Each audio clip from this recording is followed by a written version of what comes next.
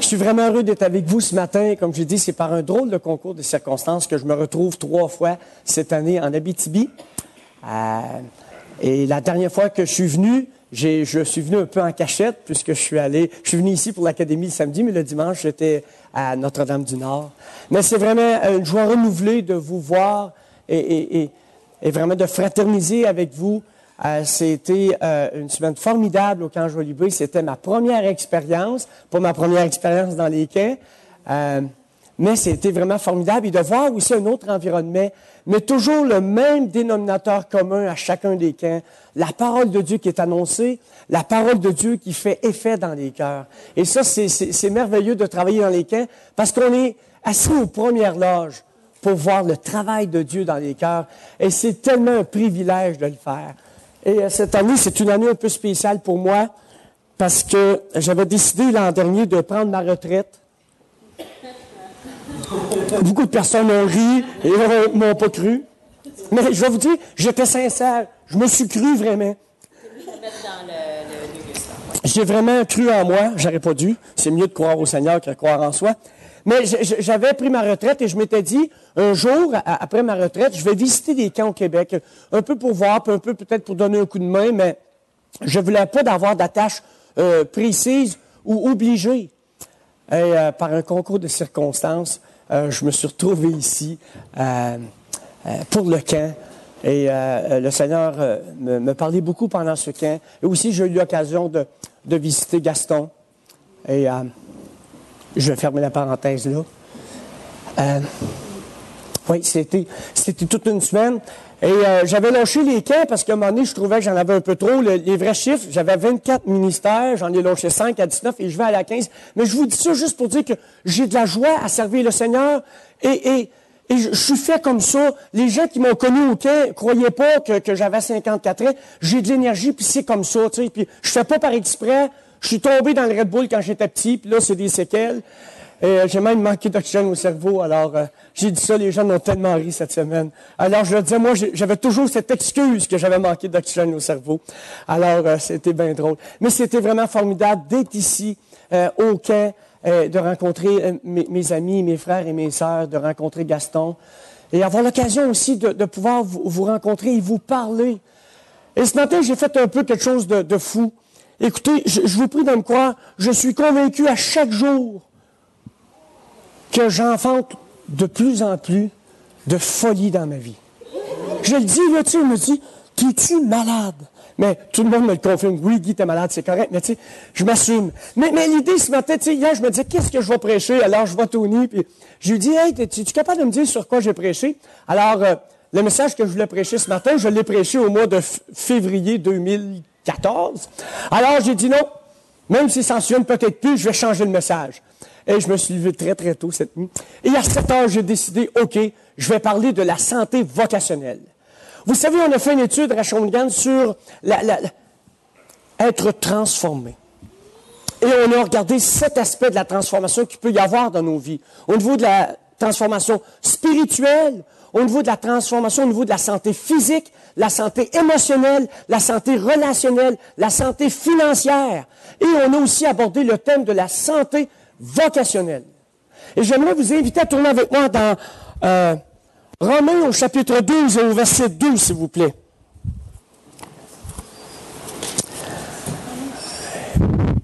Et c'est un passage que j'ai besoin de vivre au quotidien. Et j'aimerais vous lancer ce défi ce matin, de vivre ce passage de la parole de Dieu dans vos vies. Et que le Seigneur me vienne en aide. Les circonstances ne sont pas favorables, mais je veux vraiment compter sur Dieu à 100%. Et je prie que le Seigneur puisse vous visiter ce matin. Et justement, je vais le prier d'une façon formelle. Prions. Seigneur Dieu, Père Céleste, ce matin, tu nous vois tels que nous sommes. Pas tels qu'on voudrait se voir, mais tels que nous sommes. Et je veux te prier, Seigneur, ce matin, que tu touches nos cœurs par la lecture de ta parole, par la méditation qu'on va en faire. Et Seigneur, ma prière, c'est que tu nous sortes d'ici avec un élan de transformation dans nos vies. Pas un élan qui vient de la chair, qui essaie d'être meilleur pour essayer de plaire. Parce qu'on sait, Seigneur, qu'on n'a pas besoin de ta faveur. On l'a déjà obtenu en Jésus-Christ une fois pour toutes. Mais donne-nous, Seigneur, d'être transformés pour être de plus en plus à ton image, pour pouvoir te glorifier davantage dans nos vies et de vivre pleinement la vie à laquelle tu nous as appelés, Seigneur Jésus. Une vie merveilleuse, fantastique, qui jaillit jusque dans toute l'éternité. Seigneur Jésus, sois béni, loué et exalté ce matin de ce Dieu grand et merveilleux que tu es pour chacun d'entre nous et que ta parole puisse tomber dans la bonne terre ce matin. Qu'il en soit ici, Seigneur Jésus, pour ta plus grande gloire. Amen. Et donc, je vous invite à lire avec moi dans l'Épître aux Romains, au verset 12 et au verset 1er et 2 pour avoir un peu le contexte. C'est-à-dire, je vous exhorte donc, frères, par les compassions de Dieu, à offrir vos corps comme un sacrifice vivant, saint, agréable à Dieu, ce qui sera de votre part un culte raisonnable. Et le verset clé. Ne vous conformez pas au monde présent, mais soyez transformés par le renouvellement de l'intelligence, afin que vous discerniez quelle est la volonté de Dieu, ce qui est bon, agréable et parfait. La conformité, c'est surtout par rapport à l'extérieur, et la transformation, ça provient de l'intérieur. Et pour nous, comme enfants de Dieu, la source de transformation, c'est la parole de Dieu qui est appliquée par l'Esprit Saint dans nos vies. Et ce que je souhaite pour chacun d'entre vous, si je m'enfarge dans tout ce que je veux dire qui va suivre, ce que je souhaite pour vous, c'est que, et pour moi, c'est qu'on ne puisse pas se conformer au siècle présent, qui est très présent dans nos esprits, à cause de tous les médias, à cause aussi des médias numériques. Cette pression qu'on subit à chaque jour. Mais la parole de Dieu, le Seigneur nous invite à ne pas se conformer à ça, mais plutôt à d'être renouvelés. Que nous dit le verset? Transformés par le renouvellement de l'intelligence. Métamorphosés par le renouvellement de l'intelligence, afin que nous discernions quelle est la volonté de Dieu, ce qui est bon, agréable et parfait. Et j'aimerais tirer un deuxième texte avant d'entrer dans la santé vocationnelle. Ce sera pas long, je vais faire une petite manipulation. Comme ça.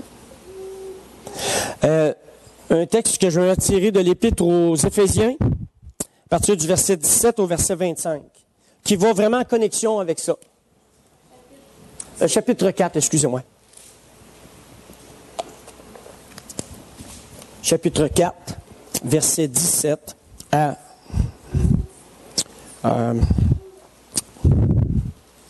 24, mettons. Voici donc, Éphésiens chapitre 4, verset 17, voici donc ce que je dis, que j'atteste dans le Seigneur, c'est que vous ne devez plus marcher comme les païens, qui marchent selon la vanité de leur intelligence.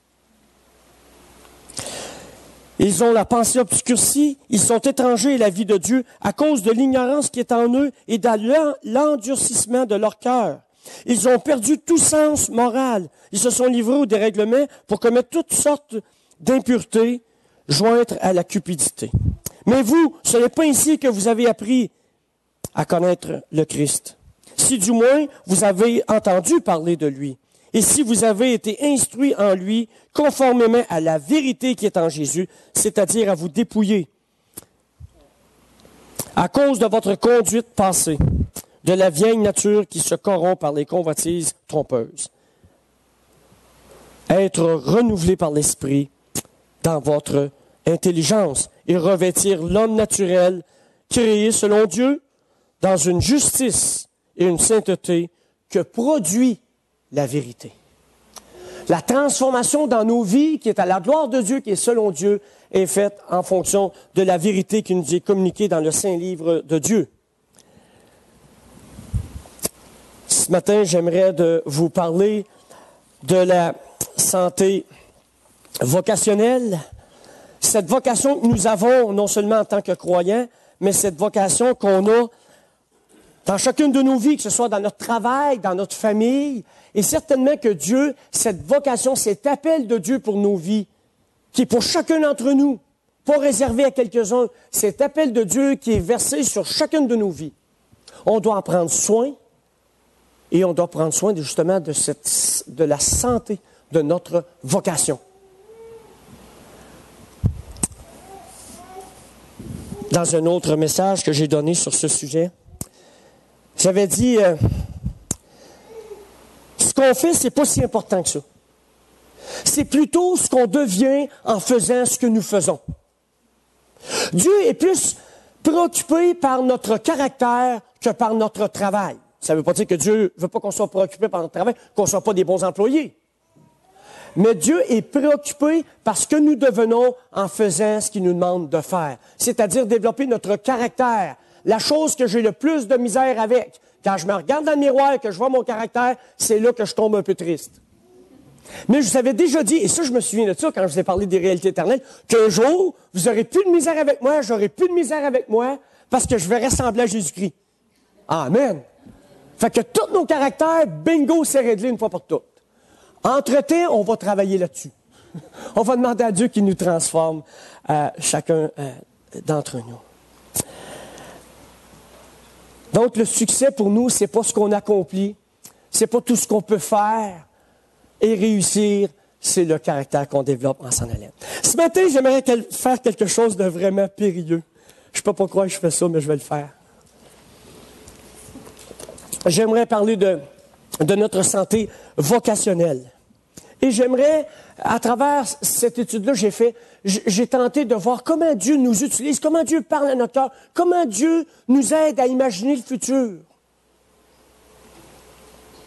J'aimerais vous poser la question, est-ce que vous rêvez encore en étant comme croyant? Pas un rêve, là, tu sais, ésotérique, là, les soucoupes volantes, toute la kit, non. Mais vraiment un rêve, puis imaginer des choses qui pourraient arriver dans nos vies.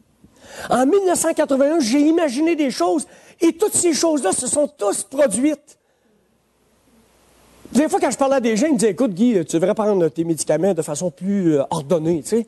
Mais vous dites, Dieu provoque en nous une passion, un appel, puis on voit des choses, on dit, ben non, ça se peut pas, c'est impossible, êtes-vous malade? Il n'y a rien d'impossible à Dieu. Il n'y a rien d'impossible à Dieu. Je regarde ma vie, ce qui se passe dans ma vie. J'avais jamais imaginé des choses, et ceux qui me connaissent, j'ai beaucoup d'imagination, mais jamais j'avais imaginé ce que je vis aujourd'hui. Et même de me retrouver ici ce matin dans cette circonstance-là, tout près du chevet de Gaston. J'aurais jamais pensé tout ce qui m'est arrivé cette année. Autant des bénédictions, autant des difficultés. Moi, je ne vis pas en dehors de l'espace-temps, ni des difficultés. Mais même si j'ai des souffrances, des difficultés dans ma vie, j'ai le Seigneur. Puis dans sa grâce, il me donne plein de choses à voir, qui m'encourage, qui me dit, il est vraiment réel, il est vraiment vivant, puis ça vaut la peine de continuer pour lui. Quelqu'un a déjà dit, ta vision est ta vie. Si vous visionnez peu, normalement, c'est ce qui va arriver dans votre vie. Puis là, je ne suis pas un gars qui dit, écoute, faut que tu think big, là, tu sais, puis regarde. Non, mais tu sais, de s'imaginer, regarde, Seigneur, qu'est-ce qui pourrait arriver? Et laisser le Seigneur faire arriver ces choses-là. Pas d'une façon orgueilleuse et enseignant de vouloir avoir ces choses à tout prix. Non, mais de dire, je vais laisser le Seigneur agir. Et quand les choses arrivent, c'est tellement merveilleux. Non seulement pour notre ministère dans le Seigneur, ce qu'on fait pour le Seigneur, mais aussi dans notre travail et dans notre famille. Tous les aspects de notre vie sont compris dans le plan de Dieu. Et je veux tellement, dans toutes les églises que je visite et pour ma propre vie, découvrir ma vocation, aider les croyants à découvrir leur vocation qu'ils ont en Jésus-Christ. Dieu a un plan formidable. Trop souvent, je suis attristé par les chrétiens qui disent, moi, Guy, tu sais, moi, là, je suis pas né pour un petit pain. Je suis né pour un petit pain, je peux pas faire des sandwichs pour tout le monde. Je crois pas ça, moi. Je crois que Dieu a un plan fantastique pour chacun d'entre nous et sans exception. C'est une tragédie quand on se met à penser comme ça. Ce matin, j'aimerais vous parler de l'histoire de David et Goliath. Et là, je me mets à votre place et dis, écoute, le Guy, on a tellement lu cette histoire-là, nos Bibles sont usées, on est tannés, on est fatigués. Bienvenue dans le club. Mais, c'est une histoire formidable, parce qu'on connaît tous que malgré l'improbabilité de la victoire est arrivée. Et Dieu est intervenu, puis gloire à Dieu pour ça. Puis je ne veux rien enlever à ça. Mais j'aimerais vous inviter à regarder certains détails qui pourraient nous inspirer pour les combats dans nos vies. Alors, si je ne suis pas trop Éphrem, ça devrait ressembler à ça. Et j'aimerais voir avec vous, donc, certaines indications bibliques et de voir avec vous. J'ai amené un PowerPoint, moi, là, dans mon affaire. J'aimerais voir ces trois choses-là avec vous. Et, là, j'ai déjà eu ça, là. Ça, c'était une bonne idée dans le temps que ça marchait. Mais je vais regarder ici, c'est correct. Puis moi, je vais même regarder ici. Mais j'ai une petite faculté, j'ai une faiblesse oculaire momentanée. C'est pas parce que je vieillis, mais c'est tough en bébite. C'est momentané, mais momentané qu'il y a de la misère. C'est une histoire. C'est une histoire avec toutes sortes de profondeurs inattendues et remplie de complexité, beaucoup plus complexe que ce que l'on peut anticiper. Et c'est l'histoire de David face à Goliath que j'aimerais voir ce matin dans un aspect. C'est la puissance de David qui est sous-estimée et la puissance du géant qui est surestimée. Et vous allez voir de quoi il en retourne. Et j'aimerais vous parler des 4 autres géants que David a affrontés avant Goliath. Là, vous dites, ça y est, il est en train de dérailler. Il s'est battu une fois avec un géant. Mais vous allez voir, il y a d'autres sortes de géants qu'il a affrontés. D'autres sortes de géants que vous et moi, on affronte dans nos vies. Et oui, bien c'est ça. C'est ça qu'on va voir comme menu ce matin. Et ce que j'étais vraiment étonné, écoutez, imaginez-vous ma stupéfaction, j'avais étudié ce passage-là, puis j'avais étudié un des auteurs qui parle de ça, et lui, il écrit un livre. Et j'ai été stupéfait dans une conférence à Chicago au mois de septembre. Une des conférencières les plus influentes de l'industrie de l'imprimerie a cité cet auteur-là, a pris son livre, puis elle a fait sa présentation sur la technologie de l'information, sur l'impact du numérique sur l'imprimerie et dans les communications de tous les jours. J'ai dit, coudonc, je suis en train d'halluciner. C'est Barb Pellow qui a parlé de Malcolm Gladwell. Est-ce que vous connaissez cet homme-là? Je ne le connaissais pas avant. Mais vraiment, c'est fantastique ce qu'il a écrit sur l'histoire de David et de Goliath. Et je vous invite à tourner dans 1 Samuel au chapitre 17, versets 1 à 7. Je ne pourrais pas toutes lire ce matin parce que mon but, c'est pas de toutes les histoires que vous connaissez puis que peut-être vous commencez à être tannés puis je voudrais quand même pas en rajouter une couche ce matin.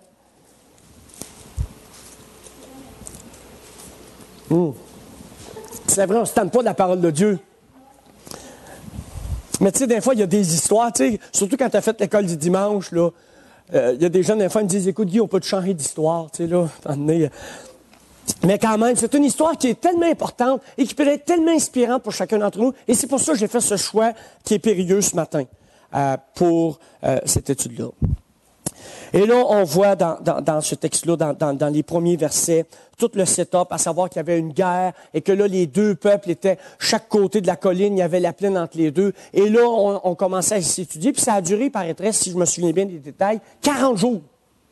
Mais ça, après 40 jours, moi qui n'ai pas un patient de nature, elle dit là, il va se passer de quoi ici ce matin, là? Et il faut qu'il se passe de quoi. Mais personne ne veut faire ça, même les plus braves, parce qu'ils ont dit, regarde, c'est de courir à notre perte. Il y avait donc un impasse dans ce combat-là. Et vous savez, dans certains cas, les gens décidaient du sort d'une guerre par un combat singulier. Si vous gagnez, on va se soumettre à vous. Si on gagne, vous vous soumettez à nous. On va épargner bien les morts. Il y avait une certaine sagesse dans ces peuples-là, dans ce temps-là. Et le verdict final dépendait de l'issue de la victoire. Mais le problème, c'est que un des côtés présente un géant, puis un méchant géant, Goliath. Et d'un autre côté, on a un peuple dont il n'y a pas personne qui veut l'affronter. Sauf David qu'on va voir arriver dans l'histoire quelque part. Et donc, c'est l'histoire connue d'une victoire improbable, mais qui est souvent mal interprétée. Donc, on voit le contexte. Au niveau de la guerre, Malcolm faisait cette idée-là, cette démonstration-là, qu'il y avait à peu près 3 types de guerriers. Il y avait la cavalerie, les gens arrivaient à cheval ou avec des chariots. Il y avait aussi l'infanterie, les gens avec les boucliers et les épées. Et il y avait aussi les gens de l'artillerie, qui avaient des arcs, des flèches, mais aussi qui avaient des frondes. Et nous, quand on parle d'une fronde, on parle aux affaires qui vendent chez Toys R Us. Quelque chose d'inoffensif. Mais selon les détails qui ont été apportés, c'était pas une arme inoffensive. Je vous donnerai quelques détails. Je peux vous les donner tout de suite. La roche, quand elle sortait normalement de la chose, ils présument que ça sortait à peu près, ils ont fait des tests scientifiques, 35 mètres à la seconde. Tu n'as pas le temps de la voir venir. Juste pour vous donner une idée, une 22, ça fonctionne à peu près 125 km/h. C'est plus lent, beaucoup plus lent qu'une 22. Donc, la roche voyageait à peu près 125 km/h et pour une 22, c'est à peu près 2 fois la vitesse. Mais c'était quand même assez rapide. Et ça, c'est vraiment de voir. Mais, même si on pense tout à fait que David il a inventé une solution, David avait déjà tiré de la fronde. Mais il est allé avec ce que Dieu avait fait dans son passé, puis le Seigneur a utilisé ce qu'il avait déjà commencé à accomplir dans la vie de David. Donc, on ne va pas suivre, mais techniquement, mais c'était juste, il fallait qu'il lance au bon moment et au bon endroit. C'est là que Dieu est intervenu. Mais la capacité de Goliath était peut-être pas aussi grande qu'on pense. Et j'aimerais vous inviter, on ne lira pas tous les détails, mais on va lire un détail que je veux relever avec vous dans 1 Samuel 17, mais on va aller au verset 40. Je vais vous épargner les 40 premiers versets. Verset 40, et ça c'est David qui décide de délaisser l'armure, il s'en débarrassa. Il prit en main son bâton, notez bien son bâton, choisit 5 pierres polies du torrent et les mit dans sa gibetière de berger et dans sa poche. Puis sa fronde à la main, il s'avança contre le Philistin. Le Philistin s'approcha peu à peu. Notez ce détail, peu à peu, de David, précédé de l'homme qui portait son bouclier. Il y avait besoin de quelqu'un avant de lui. Le Philistin regarda, et lorsqu'il aperçut David, il le méprisa en voyant en lui un jeune homme roux et de belle apparence. Le Philistin dit à David, « Suis-je un chien pour que tu viennes contre moi avec des bâtons? » Et après l'avoir maudit par ses dieux, il ajouta, « Viens vers moi, je donnerai ta chair aux oiseaux du ciel et aux bêtes des champs. » Et David dit aux Philistins, « Tu marches contre moi avec l'épée, la lance et le javelot, et moi je marche contre toi au nom de l'Éternel des armées, du Dieu des troupes d'Israël que tu as mis au défi. » Ce que j'ai appris de détails vraiment importants là-dedans, le fait qu'il dit à David, viens vers moi, le fait qu'il y a quelqu'un devant lui qui doit marcher devant lui, puis qu'au début, il voit David, puis quand il est rendu proche, il commence à le voir comme faux, et il voit 2 bâtons au lieu d'un bâton. Guess what? On peut présumer que Goliath avait un problème de vision.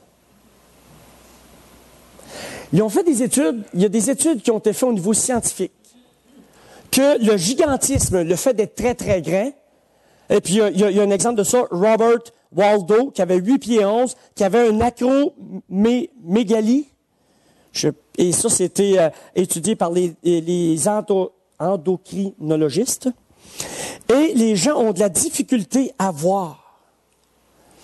Et on peut présumer que le géant avait de la difficulté à voir David. Et là, je ne veux pas dire que David a gagné parce qu'il avait une faiblesse. Mais je suis en train de dire que les géants qu'on pense qu'ils sont invincibles, qui sont impossibles à battre, à vaincre, peuvent être vaincus. Il y a des choses que nous, on ne sait pas, mais que le Seigneur sait. Et j'ai beaucoup aimé Malcolm dans ce qu'il a dit. Il faut présumer qu'il y a eu peut-être une difficulté oculaire. C'est écrit, il est parti avec un bâton, puis il voit 2 bâtons. Moi, chez nous, là, c'est quand tu fais ça, c'est tu vois double. Puis il y avait de la difficulté à voir. C'est-tu mon cellulaire, ça, qui sonne de même, non? OK. J'avais peur. OK. Donc, les géants ne sont pas invincibles. Et j'aimerais vous parler de 4 géants qu'on peut affronter dans nos vies. 4 géants que David a affrontés avant ce géant-là qui se présente à nous dans cette histoire-là. Certainement que ce géant-là était vraiment intimidant et nous aussi, nous sommes intimidés par ces géants qui sont devant nous. Et ces géants nous intimident et nous empêchent de devenir celui ou celle que Dieu veut que nous devenions. Le but de ma présentation ce matin, c'est de parler de ces 4 géants-là, de faire en sorte qu'on ne soit plus sclérosé par ces 4 géants-là et qu'on puisse devenir l'homme et la femme que Dieu veut que nous devenions. Et le premier géant qu'il a accompli, qu'il a affronté dans sa vie, 4 géants avant le combat, et le premier, ce fut le géant du délai.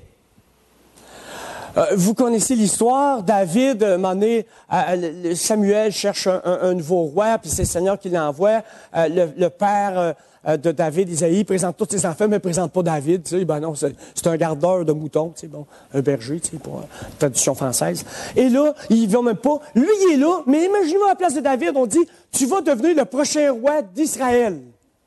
C'est quand même quelque chose de spécial. Il devait être tremblant. Je comprends pas. Saül est là. Moi, qu'est-ce que je fais là-dedans? Puis là, à un moment donné, paf! Guess what?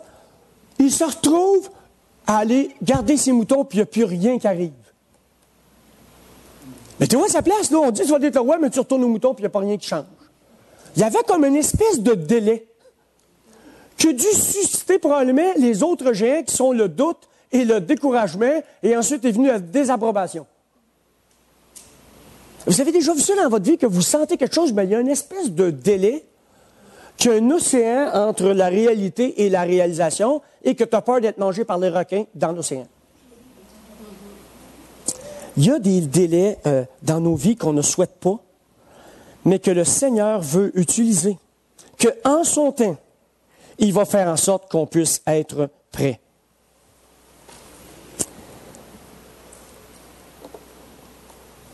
Bien souvent, il y a des délais, et ça m'est arrivé, je me l'ai fait faire, puis je l'ai fait aux autres. Ça, je ne suis pas fier de moi.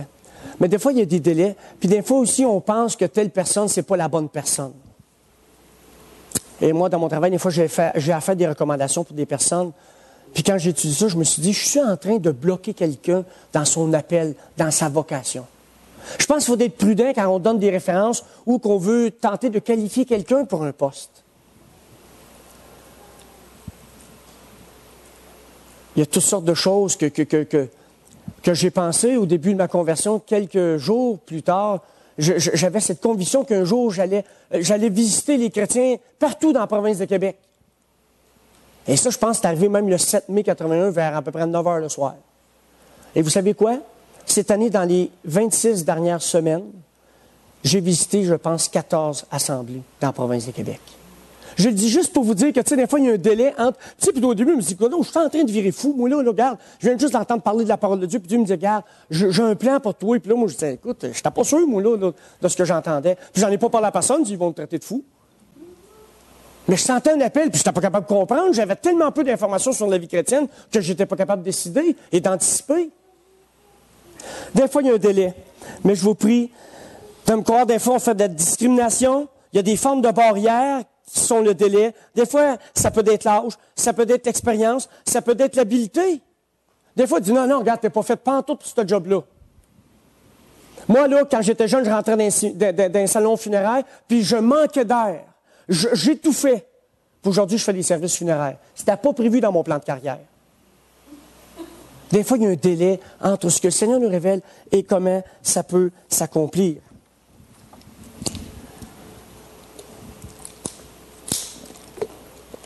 Des fois, il y a des délais. Des fois, il y a des personnes qui nous empêchent de réaliser le plan de Dieu pour nos vies. Donc, David qui s'en va, qui n'est pas encore roi, qui est encore au champ, mais il trouve une façon d'aller au champ de bataille et il va porter de la nourriture et on connaît l'histoire. Et là, David va être témoin de la provocation de Goliath envers le peuple d'Israël à chaque jour. Et là, il voyait le peuple de Dieu qui était terrorisé, traumatisé, qui était mort de peur, si on peut prendre cette expression-là. Personne ne voulait faire quelque chose. Tout le monde était sclérosé. C'était un climat de découragement total. C'était une impossibilité mathématique à leurs yeux que quelqu'un puisse vaincre ce géant. La sagesse conventionnelle est souvent dans l'erreur. Je me souviens que quand j'étais jeune, j'étais au séminaire, on avait dit à quelqu'un, il s'appelait Tony, c'était Tony... non, c'était pas Tony Bissonnette. Tony Harvey. C'est un notaire de Shawinigan. L'orienteur, il avait dit, toi, Tony, là, t'es pas très, très bon à l'école. Tu devrais t'en aller pour être comme ton père, un maçon. Quelqu'un qui fait de la maçonnerie. Et devinez quoi? Aujourd'hui, c'est un des bons notaires qu'on a à Shawinigan. Les gens peuvent se tromper. On peut se tromper sur les pronostics. Des fois, on dit, ah, lui, oh non, il n'a pas le physique de l'emploi. Ça se peut, tu sais, normalement, c'est sûr que si quelqu'un, exemple, il est responsable toute sa vie, ça se peut qu'il continue à être responsable, puis on peut avoir une espèce d'indice. Mais il n'y a jamais rien de sûr à 100%. On peut se tromper. Dieu peut nous déjouer. Dieu peut faire en sorte qu'il arrive des choses dans nos vies qui sont improbables. Et il ne faut jamais lancer la serviette. Quelquefois, on peut penser que vous n'êtes pas la personne qui peut le faire, mais vous pouvez le faire. J'ai un autre Tony qui est arrivé la même chose. Il y a des gens qui pensaient qu'ils ne pouvaient pas le faire. Et il est venu au service du Seigneur avec d'autres pour former cette congrégation que vous vivez. Il est venu s'inclure avec vous et c'était formidable de voir ça. À vue humaine, c'était difficile. Il devait affronter plusieurs géants. Ensuite, il y a, j'ai parlé du découragement, je vais vous en parler, je viens juste de vous en parler, mais, oh, là, je pense que, hein? OK, j'avais d'autres affaires, mais découragement. Tous avaient peur. Les Philistins s'avançaient chaque matin et chaque soir pendant 40 jours, donc je n'ai pas rêvé ça. C'était vraiment quelque chose. Si vous voulez être découragé, là, vous vivez cette scène-là pendant 40 jours, et ça risque d'arriver... Ça se peut que ça mine votre morale. Et ensuite, il y a eu le géant de la désapprobation. Le troisième géant qu'il a dû affronter, c'est ce qu'on appelle la désapprobation ou les briseurs de rêves. Quelquefois, comme parents, on peut briser les rêves de nos enfants. Comme responsable d'église, on peut briser le rêve de certains frères et sœurs. Et aussi, comme frères, on peut aussi briser le rêve de certaines personnes. Et il faut faire vraiment attention pour briser les rêves. De l'autre côté, quand quelqu'un rêve et qui rêvasse et qui est toujours dans les nuages, qui n'a aucun aspect concret dans sa vie, là, il y a peut-être un wake-up call à avoir. Peut-être un rappel de dire, écoute, là, peut-être rêver un petit peu moins puis marcher un peu plus sur terre, peut-être ça pourra faire l'équilibre. Mais je vous dis, il faut être prudent pour ne pas briser le rêve des gens. Et je ne sais pas si vous êtes comme moi, mais bien souvent, j'ai peur dans ma vie d'être rejeté. J'ai peur d'être désapprouvé. J'ai terriblement peur de ça. C'est un géant pour moi qui est la désapprobation. Je n'ai pas eu le privilège d'avoir beaucoup d'approbation de mon père quand j'étais petit. À vraiment vous dire, j'en ai jamais eu. Et à l'âge de 40 ans, j'en ai beaucoup souffert.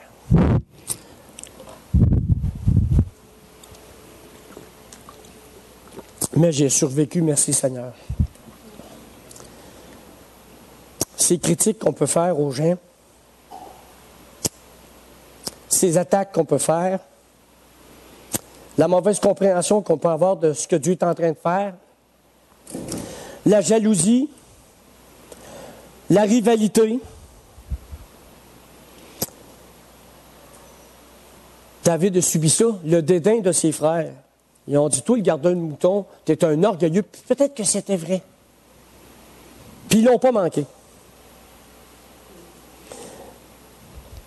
Mais on a nos faiblesses, mais on a toujours accès à la force de Dieu. Et c'est ça, je ne sais pas si je peux dire ça, c'est un game changer. Ça change toute la partie. Quand Dieu intervient dans l'équation. Lui, il y a un effet multiplicateur et exponentiel. Même un petit chiffre, c'est pas grave, ça peut donner un grand résultat. N'est-ce pas?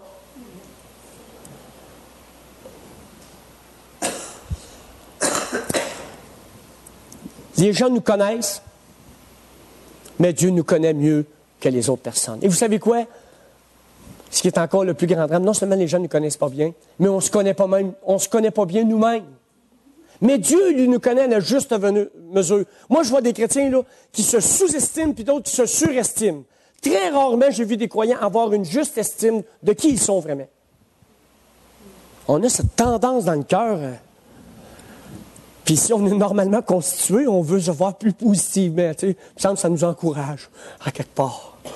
Mais Dieu nous voit tels que nous sommes. Et puis le plus important, c'est pas de se voir nous, mais c'est de voir qui est Dieu. Comment il peut agir dans certaines circonstances, comment il peut nous venir en aide. Et ensuite, il y a ce quatrième, parce que je voudrais quand même voir les quatre, de voir le quatrième géant que David a dû affronter, parce que les experts doutaient de son habileté.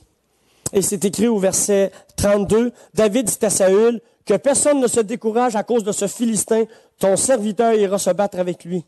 Et là, Saül dit à David, tu peux pas aller te battre avec ce Philistin, car tu es un enfant, il est un homme de guerre dès sa jeunesse. Regarde, pense-y comme faut. Ah oui, t'es à la place de David, dit, ouais, je suis pas mal enthousiaste par rapport à Dieu, mais ouais, tu sais.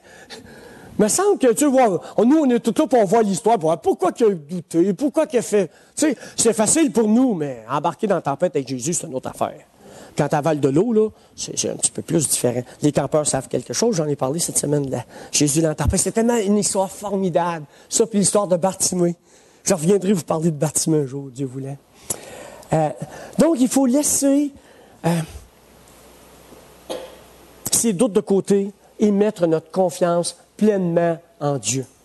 Ça nous dit, ne vous inquiétez de rien, mais en toute chose, faites connaître vos besoins par des prières, par des supplications avec action de grâce, et la paix de Dieu, qui surpasse toute intelligence, gardera vos cœurs et vos pensées en Jésus-Christ. C'est tiré de Philippiens, chapitre 4, verset 6. Le verset tellement important. Quand on a de doute, de ne pas s'inquiéter, de faire confiance au Seigneur. Et il y a une différence, vous savez, entre la confiance et l'arrogance. L'arrogance, c'est humain, et la confiance en Dieu, c'est divin. Et c'est lui qui peut provoquer ça, en gardant nos pensées en Jésus-Christ. Et nos cœurs en Jésus-Christ. Vous savez, lorsque j'ai travaillé avec un groupe, avec le groupe Réseau et plusieurs autres ministères, j'en ai trop fait, puis je m'en excuse, puis je vis quand même, j'ai réussi à avoir la paix de Dieu à travers les erreurs que j'ai pu faire. Et j'ai appris, par la force de Dieu, à convaincre, à combattre certains géants. Et avec le groupe avec lequel j'ai travaillé dans le groupe Réseau ensemble, on a réussi à vaincre ces géants-là, alors que tout le monde nous disait qu'on était condamnés à l'échec. Tout le monde même me disait, on a essayé quelque chose en 89, ça n'a pas marché. Et moi, j'étais en 2004, et j'avais entendu parler d'une réunion qu'il y avait ici au camp Jolivet, avec Gaston, Jean-Pierre et d'autres, des leaders de la province, ils ont dit, il faut faire quelque chose. Et là, il n'arrivait rien, il y avait un délai. Puis là, à un moment donné, quand j'ai suggéré qu'on ait une rencontre ensemble, les dirigeants, les gens ont un peu eu du mépris, puis avec raison, ils ont dit, Bourassa. Et là, c'était l'accomplissement de la Bible qui dit, Dieu se plaît à utiliser des choses viles. C'est tout le temps biblique, mon affaire. Mais vous savez ça, tu sais, je suis un petit gars de Shawinigan. Et je me promène partout dans le monde, j'ai eu le privilège, puis je vous dis pas pour vous écœurer, puis vous achaler, dire, ah, moi, j'ai fait ça. Non, mais juste pour dire, j'étais un petit gars de Shawinigan, un rien de rien. Né dans le Bronx de Shawinigan. Et cette année, j'ai eu l'occasion d'aller en Afrique pour la première fois. Je suis même allé en Europe 3 fois, c'est rendu une maladie mentale, incurable. Mais vous savez quoi, c'est de voir tout ce que Dieu est en train d'accomplir avec ce réseau-là, avec tous les contacts qu'on a d'une façon internationale. Et mon but, c'est pas de voyager puis de gaspiller du gaz d'avion, c'est d'aller tout chercher les ressources partout dans le monde. Pour faire en sorte qu'on puisse aider nos Églises à grandir, à survivre, à se développer. Et j'ai des amis avec moi. Et je même entraîné, j'ai une influence négative sur Gérard, il l'emmène avec moi. Parce qu'il me dit, on doit être plusieurs à faire ça, pour la gloire de Dieu, pour continuer à avancer comme Église. Et je vous dis, j'ai eu des géants, on a eu des géants. Puis dans d'autres affaires, je pourrais vous compter tellement de circonstances. Quand on est parti de la Villa du Carmel, le camp d'été, il y avait juste une vieille cabane à sucre, toute délabrée, puis des arbres. Puis les gens nous ont dit, dans les églises locales de la région, ils ont dit, vous êtes une gang de gars insensés qui sont en train de rêver dans le fond de leur sous-sol. Allez-vous prêcher l'Évangile aux arbres? Il y a juste des arbres, là. Ben, il y a 400 jeunes qui viennent par chaque été. Les arbres sont rendus vivants. On a été inspirés par ce qui s'est passé ici à Jolivet, à Chicoutimi, en Gaspésie, à Sherbrooke, à Mont-Laurier. Puis à quelque part, Patmos, je ne sais pas c'est où.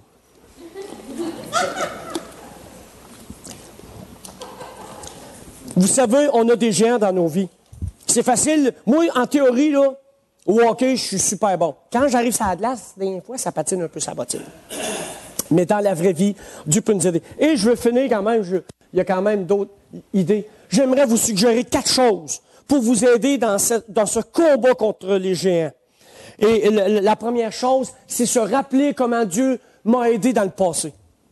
Présentement, je peux vous dire, là, tout ce que le Seigneur m'a permis d'imaginer, ça s'est tout arrivé, sauf une affaire. Et c'est mon Waterloo. Et si c'est comme ça, c'est correct.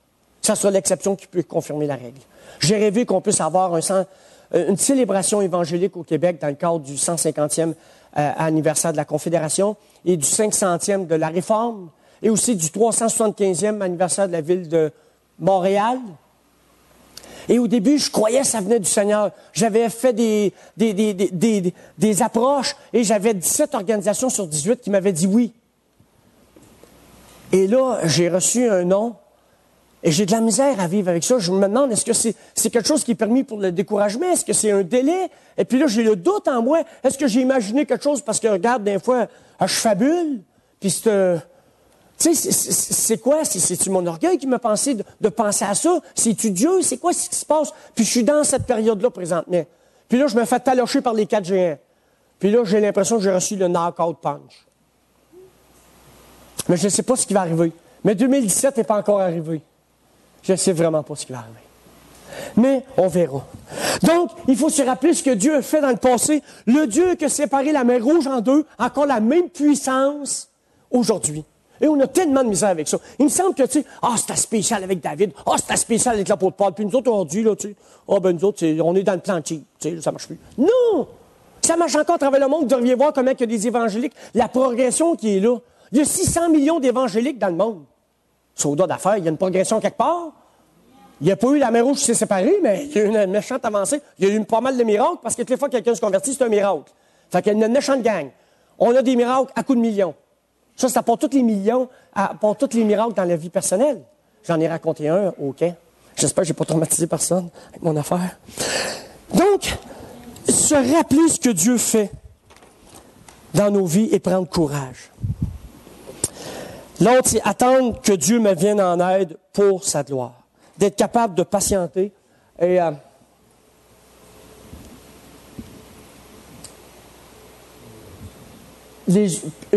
j'en ai sauté un. Me rappeler comment Dieu m'a aidé. Okay. L'autre, c'est utiliser les outils que Dieu m'a donné. J'ai manqué quelque chose à quelque part, là. Parce qu'il n'y a pas eu le temps de reviser mes notes. Anyway, c'est pas important, mais prendre ça, c'est la vraie version. Utiliser les outils que Dieu m'a donnés. Regardez quand essayé de prendre une armure qui n'était pas la sienne. Puis vous savez, les croyants, on a ce défaut-là, on essaie d'être comme les autres. Mais on n'est pas comme les autres. Oui, mais j'aimerais ça d'être comme lui, il est hot. Non, c'est pas toi. Il a pris ce qu'il y avait. Comme je vous dis, là, nous autres, on pense que la fonte, il a pris chez Toys R Us, puis il dit qu'il va prendre mon jouet. Non, regarde, j'ai l'impression qu'il avait déjà manipulé cette fonte-là. C'est marqué, il a pris sa fonte. Bon, il n'a pas dit, il a emprunté un du voisin. Et vous savez, Dieu a commencé à faire ce travail-là, mais on ne voit pas ce qu'il fait en nous. Fait que nous, on doute. Dieu, quand j'étais jeune, il avait commencé à préparer des affaires. Et j'ai commencé mon travail, puis j'écoutais les nouvelles en anglais sur l'heure du dîner. À Shawinigan, t'as près 8 qui parlent anglais. Non, mais tu sais, j'exagère, là. Il y a juste la high school. T'sais. Puis quand je parlais à Shawinigan, les premières années, tout le monde me regardait, y a-tu une maladie? C'est quoi son problème? T'sais? Non, mais tu sais, je sais pas pourquoi j'avais à cœur d'écouter les nouvelles en anglais. J'écoutais 30 minutes en anglais, 30 minutes en français. Puis là, quand je me tourne, je voyais Space Shuttle, puis je regardais ça en français, navette spatiale. OK, parfait, on fait une connexion. Et aujourd'hui, je peux voyager à travers le monde, puis avoir des communications avec les gens en anglais. Quand ils communiquent, c'est bien. Quand je communique, c'est moins bien. Mais ça fait un job. Mais tu sais, Dieu est en train de faire des choses, mais vous ne voyez pas ce qu'il est en train de faire. Puis parce qu'on ne comprend pas son plan, on méprise son plan. Soda d'affaires. Ça, c'est pas gentil. Donc, réaliser que Dieu, il nous a déjà donné des outils, même si on ne le sait pas, c'est pas important, c'est que lui les utilise. Et ensuite aussi, ignorer les briseurs de rêve. Ces voix-là qu'on entend, qui nous dérangent. Si ça ne vient pas du Seigneur, laisse ça de côté. Si ça vient du Seigneur, tu es en train de nous parler, de dire, regarde, non, c'est pas ce plan-là pour toi, tu es un orgueilleux, puis là, regarde, je veux que tu comprennes. OK, d'accord. Puis un coup qu'il te dit ça, il dit, maintenant, dans ma grâce, tout est pardonné, viens-t'en, j'ai un plan pour toi. Pas celui que tu veux, celui que je veux. Il est là, tu prends embarqué dedans. Let's go, attache ta ceinture. Mets de la broche, on part. Et ensuite, attendre que Dieu me vienne en aide pour sa gloire. Ça doit être celui-là le dernier, oui. Attendre que Dieu me vienne en aide pour sa gloire. En anglais, ils disent expect, c'est espérer, comment? Ouais, s'attendre à ce que Dieu me vienne en aide.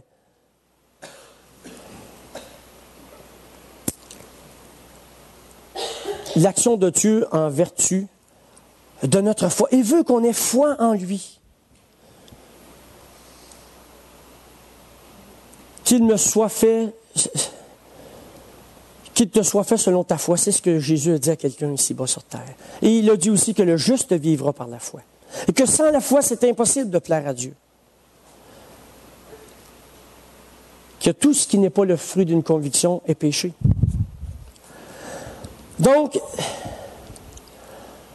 en quelque sorte, on peut... Ce qui va arriver, c'est pas basé sur combien et combien de choses qu'on va avoir choisi, mais c'est ce que le plan de Dieu va avoir fait. On a une petite foi, mais on a un grand Dieu. Et j'aimerais vous suggérer ce matin que vous et moi, on est appelés de Dieu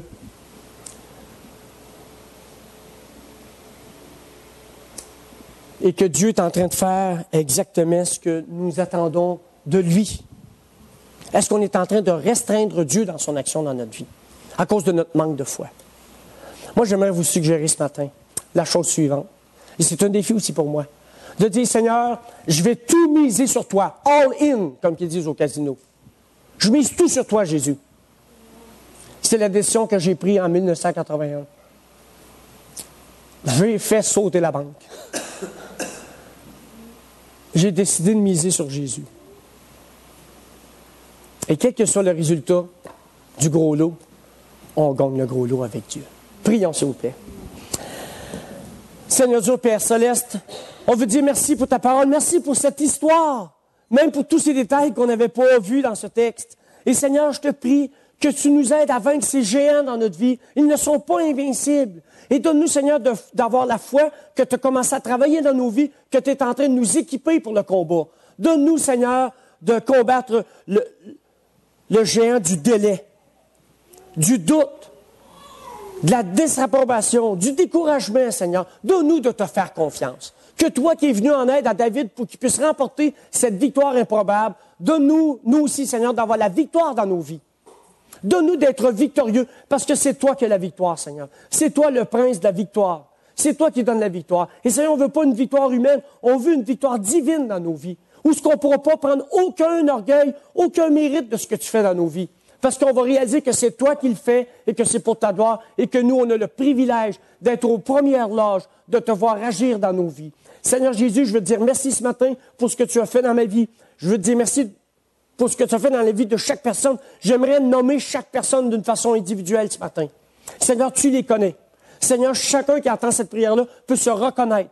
Merci, Seigneur, ce que tu as fait dans nos vies. Et Seigneur, donne-nous d'avoir davantage confiance en toi pour vaincre ces géants, pour changer nos vies, pour être transformés, pour être renouvelés dans notre intelligence, transformés par ta parole. Seigneur, on a besoin que tu viennes continuer à renouveler notre intelligence. Et c'est cette prière que nous voulons te faire ce matin, basée sur les promesses de ta parole. Selon ce que ta parole nous dit, Seigneur, nous voulons le prendre pour étant une réalité, une vérité qui ne manque jamais. Seigneur Jésus, ce matin, on veut te prier, te dire merci, mais aussi, on aimerait te prier pour notre frère Gaston que tu as utilisé tant de fois dans sa vie. Et Seigneur, merci pour ce modèle que tu as placé parmi nous. Et Seigneur, ce matin, on veut te prier pour lui le dimanche matin, certainement qui n'est pas sans penser à la communion avec les frères. Je te prie, Seigneur, que tu puisses le visiter d'une façon toute spéciale aujourd'hui et que tu puisses vraiment lui donner ta paix, une paix que toi seul peux donner, Seigneur Jésus. Tu nous dis que tu ne donnes pas comme le monde donne, que tu nous donnes ta paix. Alors, Seigneur, c'est ce que nous voulons réclamer, basé sur tes promesses. Qu'il en soit ainsi, Seigneur Jésus, pour ta plus grande gloire. Amen. Merci, frère et sœur.